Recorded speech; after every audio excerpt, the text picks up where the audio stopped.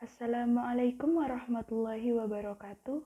Nama saya Devias Dwi Rezizita Akidatul Izzah, NIM D2019-1014. Di sini saya akan menyelesaikan tugas akhir dari mata kuliah Akhlak Tasawuf.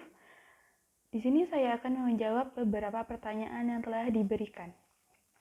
Pertanyaan pertama, berikan dasar bertasawuf dalam Al-Quran dan hadis. Pertanyaan yang kedua, jelaskan ajaran inti dan langkah-langkah dalam bertasawuf. Pertanyaan yang ketiga, jelaskan urgensi tasawuf bagi masyarakat modern saat ini. Pertanyaan yang keempat, apa yang Anda pahami tentang thariqah atau tarikat? Pertanyaan yang kelima, jelaskan perbedaan antara cinta dan nafsu. Pertanyaan yang terakhir, yaitu pertanyaan keenam, Damar adalah seorang mahasiswa perantauan yang secara ekonomi tergolong menengah ke bawah. Dia baru saja mengalami musibah besar di mana seluruh keluarganya meninggal karena rumahnya terbakar habis saat semua keluarganya tertidur lelap. Kini dia hidup sebatang kara di tengah sedang proses menuntut ilmu. Tak ada keluarga dan harta benda yang tersisa.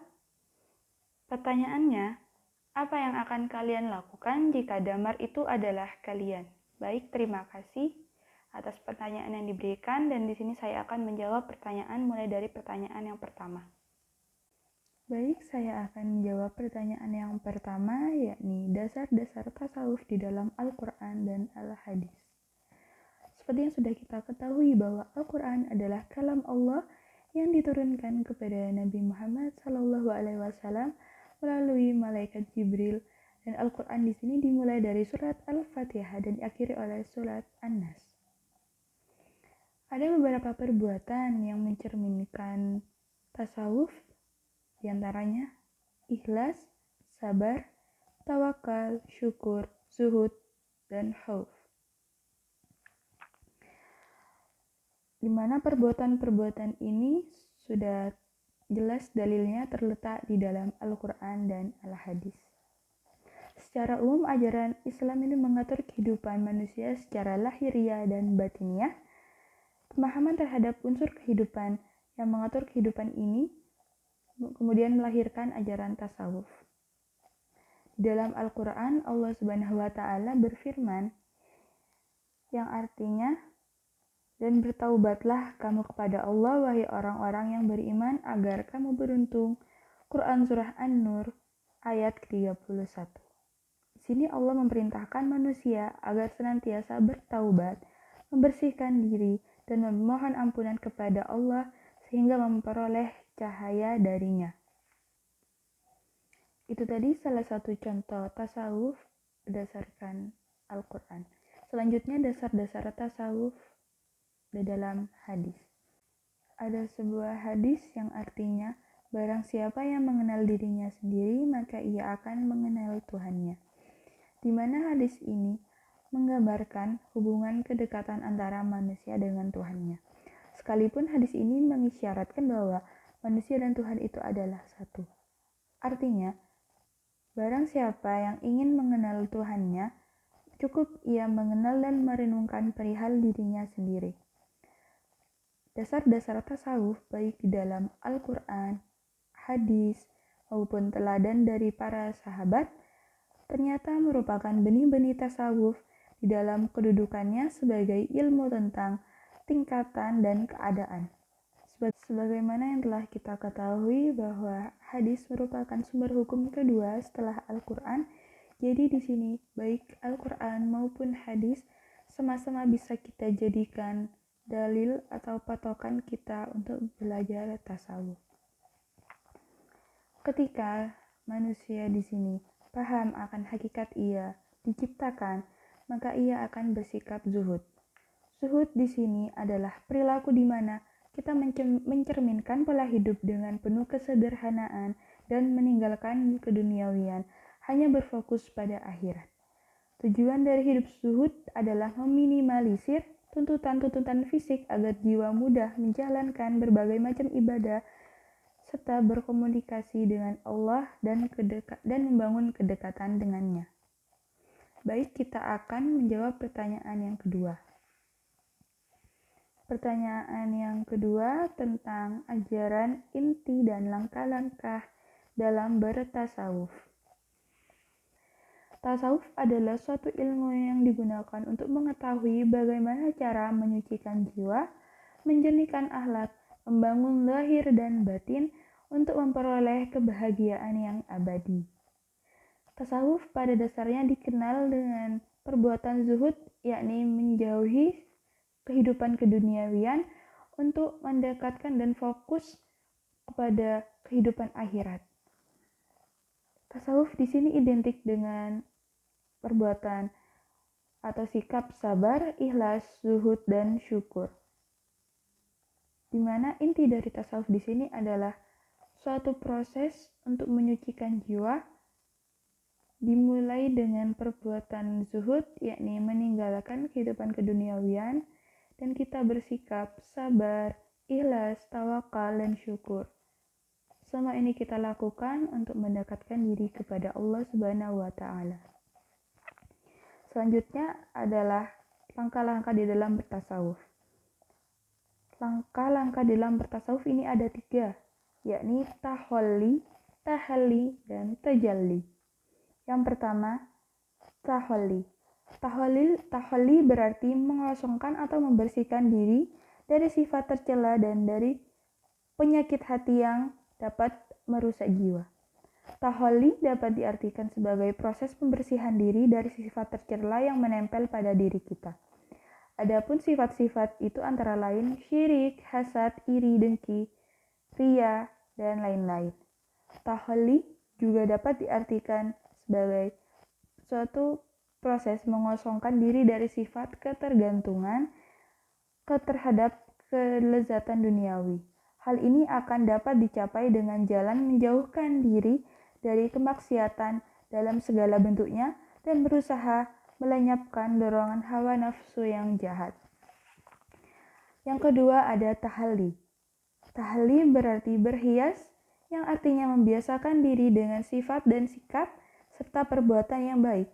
Tahalli merupakan proses membiasakan diri kepada sifat-sifat serta perbuatan baik. Adapun sifat-sifat terpuji itu antara lain tauhid, taubat, zuhud, wara', sabar, dan masih ada yang lainnya. Tahalli ini dilakukan setelah proses tahalli, yakni pembersihan diri. Tahalli sebagaimana tahap kedua adalah upaya pengisian hati yang telah dikosongkan dengan isi yang lain, yakni kita awalnya mengosongkan hati dari perbuatan yang jahat, kemudian kita isi dengan perbuatan-perbuatan yang baik.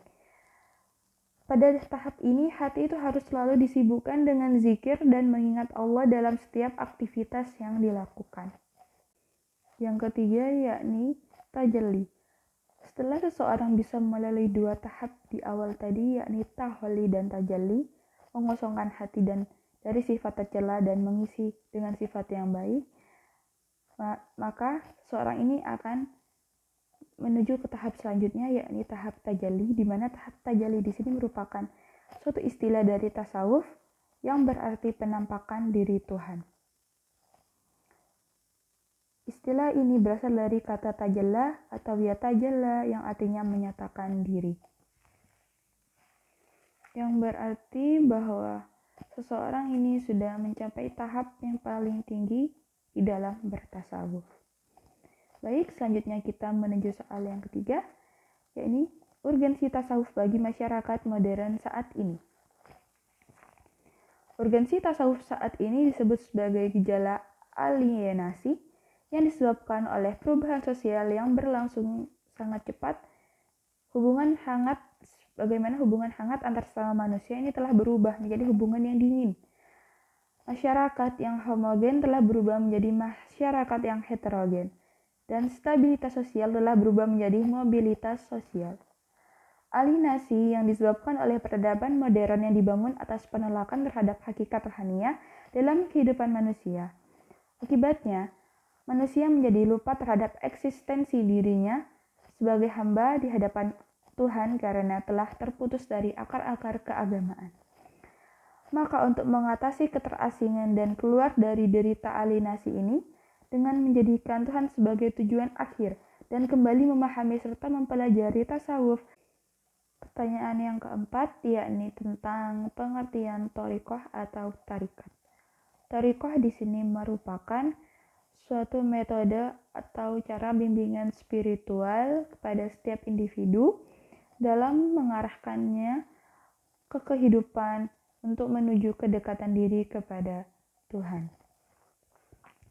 Tasawuf di sini merupakan suatu usaha untuk mendekatkan diri kepada Tuhan, sedangkan thariqah di sini adalah jalan yang ditempuh untuk mendekatkan diri kepada Tuhan. Jadi, thariqah dan tasawuf di sini masih saling berkaitan. Intinya, ketika kita melakukan suatu tasawuf, maka kita melewati atau menempuh jalan thariqah. Selanjutnya kita menuju pertanyaan yang kelima. Pertanyaan yang kelima yakni tentang perbedaan cinta dan nafsu. Yang pertama, cinta merupakan sepatah kata yang tak pernah benar-benar bisa dimengerti definisinya. Cinta adalah suatu bentuk sensasi psikologis yang akan menjadi lebih mungkin dimengerti dan tidak dengan memberikan penjelasan rasional ilmiah, melainkan dengan rasa. Sedangkan hawa nafsu adalah sebuah perasaan atau kekuatan emosional yang besar dalam diri seorang manusia. Hawa nafsu di sini merupakan kekuatan psikologis yang kuat yang menyebabkan suatu hasrat atau keinginan intens terhadap suatu objek atau situasi demi memenuhi emosi tersebut. Cinta yang disisipkan di dalam hati setiap orang seharusnya bisa membawa pasangan menuju jalan yang benar, bisa saling menasehati dan saling mendukung satu sama lain. Akan tetapi, cinta itu suka bercampur aduk dengan nafsu yang pada akhirnya bisa membawa seseorang ke dalam kecelakaan. Cinta itu sebenarnya suci jika kita tahu makna cinta sejati. Cinta tersebut akan membawa kita dalam kebahagiaan. Beda halnya dengan nafsu. Jika nafsu itu lebih mendominasi dari cinta, maka ujung-ujungnya bisa membawa dalam kemaksiatan. Seperti beberapa perbedaan yang ada. Cinta ingin menyayangi, nafsu ingin merusak.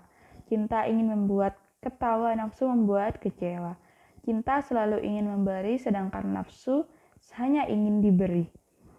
Cinta itu membahagiakan dan nafsu itu membahagiakan. Nah, di sini cinta dan nafsu sama-sama membahagiakan, hanya saja perbedaannya terletak pada cinta sejati itu akan menunjukkan ke arah jalan yang benar untuk mencapai kebahagiaan. Sementara itu, cinta yang dengan berlandaskan nafsu memang sama-sama membahagiakan, tapi itu hanya sementara saja. Kebahagiaan atas dasar nafsu akan membawa seseorang pada penyesalan di akhirnya. Selanjutnya kita menuju pertanyaan yang terakhir, yakni pertanyaan yang keenam. Tadi ada suatu kisah damar dan kita diminta untuk menjawab pertanyaan ketika kita ada di posisi damar, apa yang kita lakukan. Baik, saya akan menjawab. Hal yang akan saya lakukan ketika saya ada di posisinya damar adalah, yang pertama, saya akan mencoba sabar dan ikhlas menerima cobaan yang telah Allah berikan kepada saya. Setelah saya bisa menerima semuanya, saya akan berusaha bangkit dari keterpurukan yang saya alami. Setelah saya bisa bangkit, saya akan berusaha lagi, berusaha untuk bertahan hidup dan bertawakal kepada Allah. Saya menyerahkan semua apa yang telah saya usahakan selama ini kepada Allah. Saya yakin di balik sebuah musibah yang Allah berikan, pasti ada hikmah di kemudian hari yang akan saya terima. Yakin bahwa Allah itu akan memberi sebuah ganti yang lebih baik dari apa yang sudah hilang dari diri kita. Hanya kita perlu sabar dan ikhlas serta bertawakal. Kita tidak henti-hentinya berusaha dan tetap kita berpegang teguh pada Al-Quran dan hadis. Memang semua terlihat sulit, tapi mau tidak mau kita harus melewatinya dan tetap mendekatkan diri kepada Allah, karena ketika kita tertimpa musibah dan kita jauh dari Allah, kita akan bisa saja kita menuju jalan yang salah. Tetapi ketika kita mendapat musibah atau mendapat cobaan dari Allah, kita tetap berusaha untuk mendekatkan diri kepada Allah, maka insya Allah kita tetap berada di jalan yang benar. Sekian yang dapat saya sampaikan dan saya jawab. Kurang lebihnya mohon maaf. Wassalamualaikum warahmatullahi wabarakatuh. Terima kasih.